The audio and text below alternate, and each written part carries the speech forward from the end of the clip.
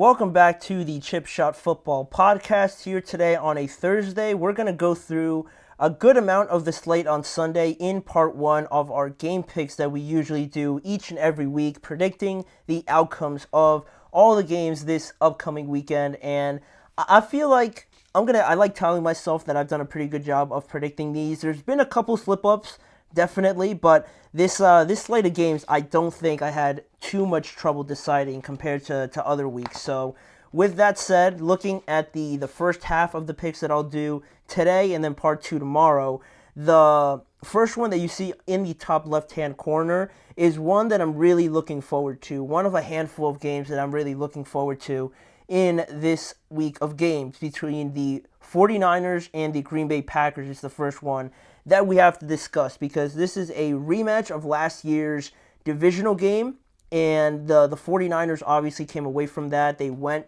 to the NFC Championship game, but it wasn't without any scares or any doubts or really any moments where you thought, I truly thought that the Packers were going to win that game. But ultimately, it came down to the 49ers getting a turnover on Jordan Love, and that ultimately sent the Packers home. And like I said, the 49ers hosted the NFC Championship game against the Lions. So now we got a rematch of these two teams, this time in Lambeau Field. Green Bay currently holds the 6th seed in the NFC playoffs with a 7-3 record, trying to get revenge on the 49ers this time around. And for me, for the 49ers, I think it's a must-win game. I've been saying it over the last couple days that I know they're sitting at 5-5, and that's not like technically awful, right? But I think for what the expectations were for the 49ers, they're currently sitting in 10th place right now in the NFC. So they're last place in the NFC West also. So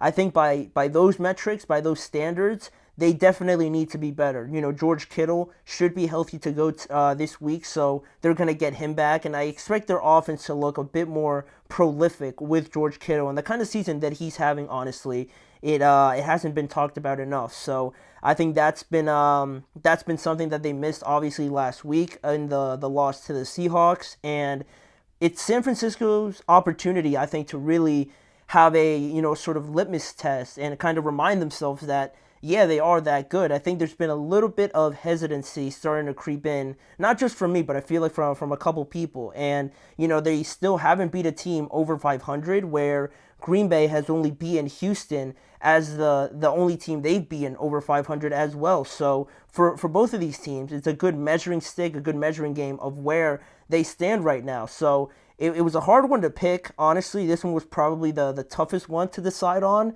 but I'm going to go with San Francisco still. I think George Kittle's going to make a big impact on his way back, and I'm just not sure I trust Jordan Love completely to not throw a turnover, and I feel like that could cost them. It hasn't yet, but I feel like in a game like this, it certainly could. So I'm going to go with San Francisco because they also need it desperately. So I'm going to go with them.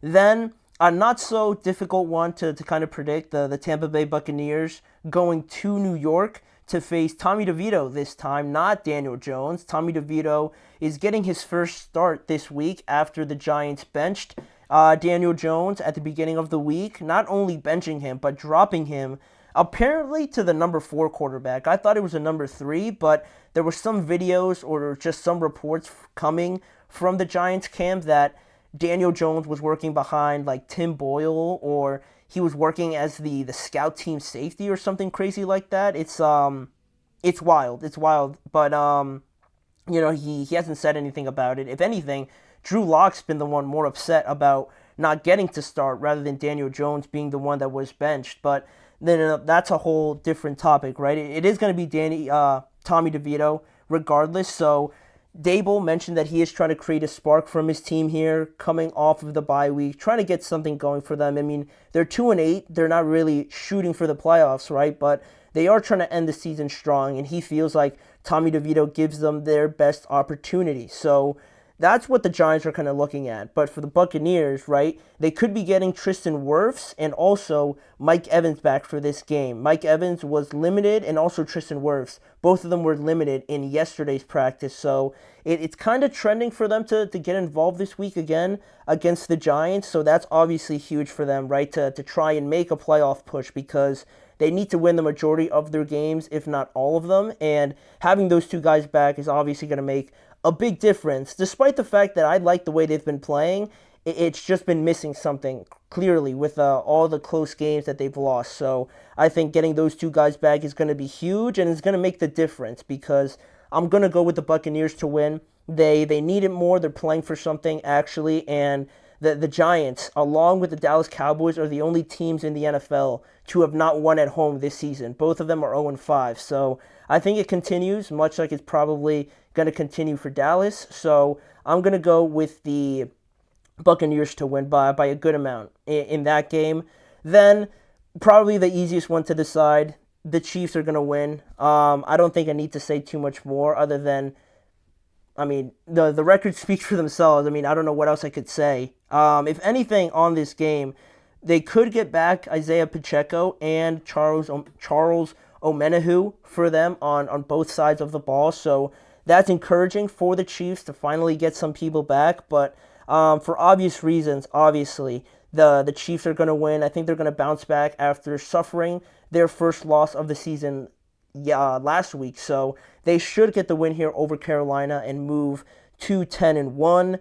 Then what should have been a more interesting game, but obviously with the injuries to Dak Prescott and just the way the Cowboys season has gone, we got the Cowboys traveling to Washington to take on their former defensive coordinator Dan Quinn, and not only their former defensive coordinator, but also there's going to be a lot more familiar faces between these two sides. We're going to have Tyler Biadasz, the Commanders center. He's going to be playing against his former team. Dorrance Armstrong as well on the Commanders now, coming over from the Cowboys.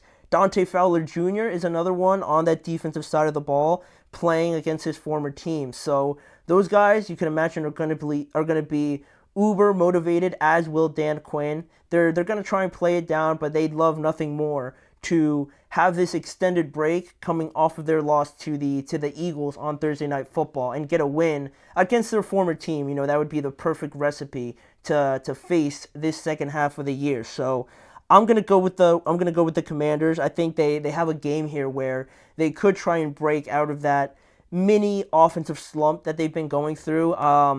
It hasn't looked quite as fluid, or they haven't been really executing on scoring touchdowns as much as we've been accustomed to. So I'm going to go with the Commanders to win.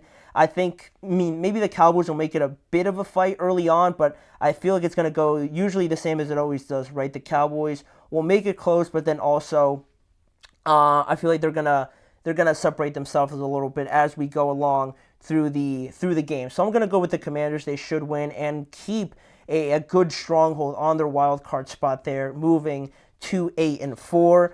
Then after that matchup, we got another divisional game here between the Patriots and the Miami Dolphins. This is the second meeting that they're having already this season, and with that being the case, the first time looking back at it now, it was Miami who won that game 15-10, but in terms of the quarterbacks in that game, it's not going to be, either of them did not play, either of them are not going to play in this second meeting, because in the first game, it was Tyler Huntley going up against Jacoby Brissett, right? The game finished like 15-10 or something, so with that in mind, now it should be a bit more exciting with Drake May, the way that he's playing, but also Tua coming back from that injury. He's looked refreshed. He's looked like this offense is, like they have their starting quarterback again, and that's how well they're playing. And not only on the offensive side of the ball and how the Dolphins are averaging something like 27 points per game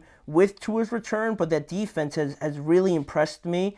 Anthony Weaver, their new defensive coordinator this year, has been doing a great job with them, shutting teams down. They were in a close game with the Bills. They couldn't get that one over the line, but it was only a 3-point deficit. And against the Rams, I was very, very much impressed with them and how they got to Matthew Stafford. And with the combination of the Patriots not really having too many guys that can create, separation very consistently, I'm still going to go with the Dolphins.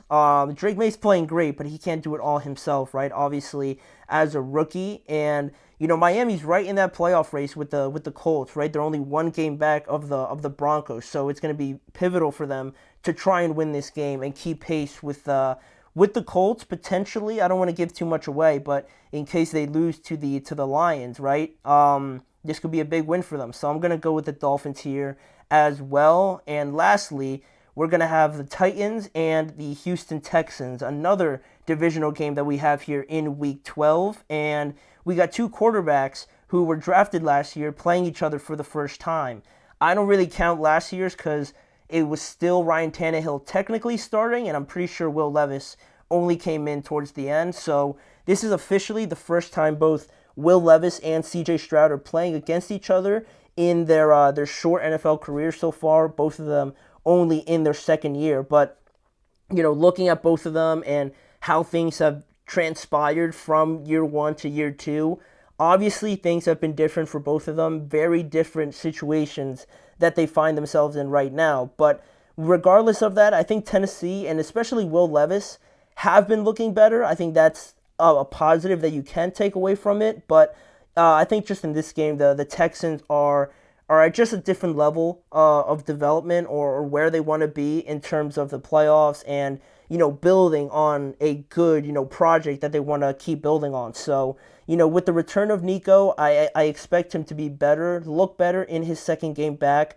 from injury. Also, Tennessee has struggled with the run game, especially their own run game last week against the Vikings. And Houston, I think their defense will impact this game, much like the Vikings defense did last week against the Titans. They kind of struggled. So I'm going to go with Houston, obviously. I think their defense is going to get a couple turnovers and make life hard for Will Levis in this game. So Houston wins, the Dolphins win, the Commanders win, the Chiefs win, the Bucks win, and who did I pick? The 49ers win. I think we got all the away teams winning on the left side and all the home teams winning on the right side, funny enough. So those are my picks only for the first half. We're going to bring the second half to you guys in tomorrow's show, so make sure to tune in for part 2. But for right now, we're going to go to our next break, and when we return, talking about these games and these matchups, we're going to look ahead a little bit